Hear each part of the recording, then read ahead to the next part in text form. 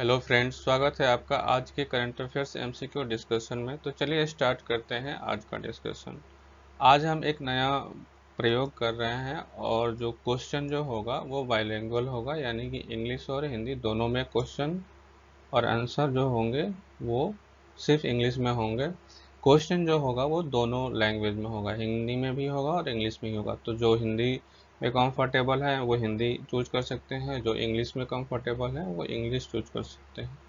तो चलिए स्टार्ट करते हैं। अगला क्वेश्चन, पहला क्वेश्चन है, what is the primary purpose of national paste surveillance system in India. What is the primary purpose of national paste surveillance system in India. Bharat में राष्ट्रीय कीट निगरानी प्रणाली का प्राथमिक उद्देश्य क्या है।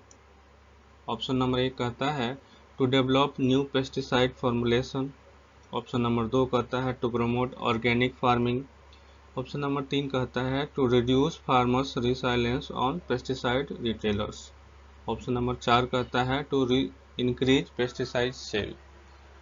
हिंदी में देखते हैं, नए कीटनाशक फॉर्मुलेशन विकसित करना पहला ऑप्शन है। दूसरा है जैविक खेती को बढ़ावा देना।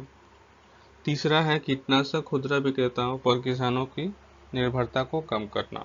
तो आंसर जो हो जाएगा वो आपको to reduce farmers resilience on pesticide retailer, यानी कि कीटनाशक खुदरा विक्रेताओं पर किसानों की निर्भरता को कम करना। तो चलिए इसका व्याख्या देखते हैं। अभी एक योजना लॉन्च हुई है, नेशनल पेस्ट सर्विलांस सिस्टम, जो कि फार्मर्स के डिपेंडेंस को कम करने के लिए लॉन्च किया गया है। किस पे? तो रिटेलर्स पे। अभी क्या होता है कि जो किसान होते हैं उनको जब भी वो पैदावार होता है तो उसमें कुछ कीट पतंग लग जाते हैं। तो उसके लिए वो कहाँ दुकान दुकान पे जाते हैं जहाँ कीट की बिक्री होती है, जहाँ वो पेस्टिसाइड मिलते हैं। तो वो चूंकि दुकानदार जो है वो एक ही दुकानदार जो है उसको नॉलेज नहीं होता है खेतों के बारे में, उसकी मिट्टी की जानकारी नहीं होती है, जो एक्चुअल बीमारी क्या है, जैसे कि कौन सा दवा जो है वो ज़्यादा सही होगा और उससे फसल को नुकसान नहीं होगा, तो उसके बारे में जानकारी नहीं होती है। तो वो कोई भी नॉर्मल दवा दे देता है जिससे काफ़ी नुकसान होता है फसलों को। इसीलिए इस योजना को शुरू किया गया है, national pest control system, national paste surveillance system. तो इसमें क्या किया जाएगा, जो फार्मर्स हैं उनको कनेक्ट किया जाएगा जो कृषि वैज्ञानिक हैं उनके साथ, और उनको कनेक्ट करके अगर जैसे मान लीजिए आपके खेत में है लग गया, ठीक है, तो आप क्या करेंगे कि आप इसके प्लेटफॉर्म पे जाएंगे और उस जो कीट लगा है उसका फोटो खींच के और यहाँ अपलोड करेंगे।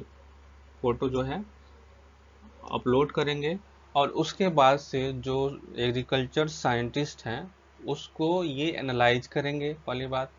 उसके बाद से वो बताएंगे कि आपके जो खेत है, जो फसल है, उसमें कौन सा जो है रोग लगा हुआ है, और उसके अनुसार वो आपको पेस्टिसाइड बताएंगे कि आप कौन सा पेस्ट इसमें इस्तेमाल करें ताकि आपका जो फसल है उसको नुकसान से बचाया जा सके। ठीक है, तो इसमें क्या है, ये सिस्टम जो है इंश्योर करता है करेक्ट यूज ऑफ पेस्टिसाइड, मतलब जो कीटनाशक होते हैं उनका सही इस्तेमाल यूज करने के लिए इसका लक्ष्य निर्धारित किया गया है। इम्प्रूव क्रॉप यील्ड, जो जो खेती जो फसल की जो वैरायटी है उसको और इम्प्रूव करने के लिए। प्रोटेक्ट सॉइल हेल्थ, अगर हम बहुत बार कीटनाशक का यूज़ करते हैं तो जो मिट्टी की जो गुणवत्ता होती है उसका क्षरण होता है, तो उसको क्या है, उसको बचाने के लिए इससे लाभ होगा। Ultimately empowering farmers with knowledge based decision making in the pest control. और इन सब चीज़ों का जो लाभ होगा वो किसानों को होगा कि वो डिसीजन मेकिंग जो है उनका, कि पेस्ट का जो खरपतवार है, कीट पतंग है, उसको कैसे नियंत्रित किया जा सके, उसमें उनका ज्ञान बढ़ेगा और वो खुद से भी इसकी तहकीकात कर सकते हैं और उसका सही उपयोग कर सकते हैं। ठीक है, तो ये था नेशनल पेस्ट सर्वेलेंस सिस्टम के बारे में। अगला प्रश्न है कि विच of the following is not a threat faced by vulture in India. Which of the following is not a threat faced by vulture in India. Bharat में गिद्धों के सामने निम्नलिखित में से कौन सा खतरा नहीं है। पहला ऑप्शन कहता है हैबिटेट लॉस, आवास का नुकसान। दूसरा ऑप्शन कहता है फूड स्कार्सिटी, भोजन की कमी। तीसरा कहता है हार्मफुल ड्रग्स लाइक डाइक्लोफेनाक जैसी हानिकारक दवाएं। और चौथा ऑप्शन कहता है ओवर पॉपुलेशन, यानी कि अधिक जनसंख्या। ठीक है, तो इसका आंसर जो हो जाएगा वो अधिक जनसंख्या, यानी कि अधिक जनसंख्या जो है वो वल्चर्स, इंडिया में वल्चर्स पर थ्रेट नहीं है। ठीक है, इसकी व्याख्या देखते हैं। Overpopulation is not a threat faced by vultures in India. In fact, vultures' population have been also declined dramatically in recent decades. तो जो vultures का population है वो भारत में जो है वो बढ़ा नहीं है, बल्कि वो घटा है। तो गिद्धों की जो संख्या है वो बढ़ने से ओवर पॉपुलेशन का कोई इशू नहीं है, अधिक जनसंख्या का कोई इशू नहीं है, इससे उनको कोई खतरा नहीं है। The main threat to vulture in India includes habitat loss. सबसे बड़ा जो नुकसान है वो उनका पारिस्थितिक आवास का लॉस है। फूड स्कर्सिटी, भोजन की कमी हो गई है। Exposure to harmful veterinary drugs जैसे कि डाइक्लोफेनाक, जो ड्रग्स यूज होता है उनसे उनको काफ़ी क्षति होता है। इलेक्ट्रोक्यूजन फ्रॉम पावर लाइन, जिसे जो बिजली का जो खंभा होता है, पावर्स होता है, उनसे उनको जो है शॉर्ट सर्किट, उनसे काफ़ी दिक्कत होता है और उनको नुकसान हो रहा है। ये जो फैक्टर हैं ये आपको वल्चर्स की संख्या को डिक्रीज करने में अपना योगदान दे रहे हैं और इसको जो है कंजर्वेटिव प्रायोरिटी के लिए तैयार कर रहे हैं। ठीक है, over population would imply an excess of vulture which is contrary to the current conservation concern of these birds. तो ये था वल्चर के बारे में। तो वल्चर को क्या क्या नुकसान हो रहा है इसके बारे में बताया गया। अगला प्रश्न है consider the following statements regarding prokaryotics. Prokaryotes, ठीक है, प्रोकैरियोट्स के बारे में निम्नलिखित कथनों पर विचार करें। पहला ऑप्शन कहता है कि prokaryotes are organism those cell lack a nucleus. Prokaryotic ऐसे जीव हैं जिनकी कोशिकाओं में नाभिक नहीं होता है, नाभिक नहीं होता है। दूसरा ऑप्शन कहता है prokaryotics are divided into bacteria and archaea. Prokaryotic bacteria और आर्किया में विभाजित है। तीसरा ऑप्शन कहता है prokaryotic are typically large multicellular organism with complex structure. Prokaryotic आमतौर पर जटिल संरचना वाले बड़े बहुकोषीय जीव होते हैं। उपयुक्त how many of the above statement are correct. उपयुक्त कथनों में से कितने सही हैं? तो ओनली टू। ठीक है, तो व्याख्या देखते हैं इसकी। Prokaryotics are single cell organism. तो प्रोकैरियोटिक जो है वो सिंगल सेल ऑर्गेनिज्म होता है। लैक ऑफ न्यूक्लियस, इसमें न्यूक्लियस नहीं होता है। They are divided into two groups, bacteria and archaea. Bacteria and archaea, each with unique evolutionary lineage. These are typically small, not multicellular. वो छोटे होते हैं, बड़े नहीं होते हैं। ठीक है, नॉट मल्टीसेलुलर, मेकिंग स्टेटमेंट 3 गलत। तो जो 3 नंबर स्टेटमेंट है वो गलत है, 1 और 2 जो है वो सही है। ये देखिए आप प्रोकैरियोटिक और यूकैरियोटिक की संरचना।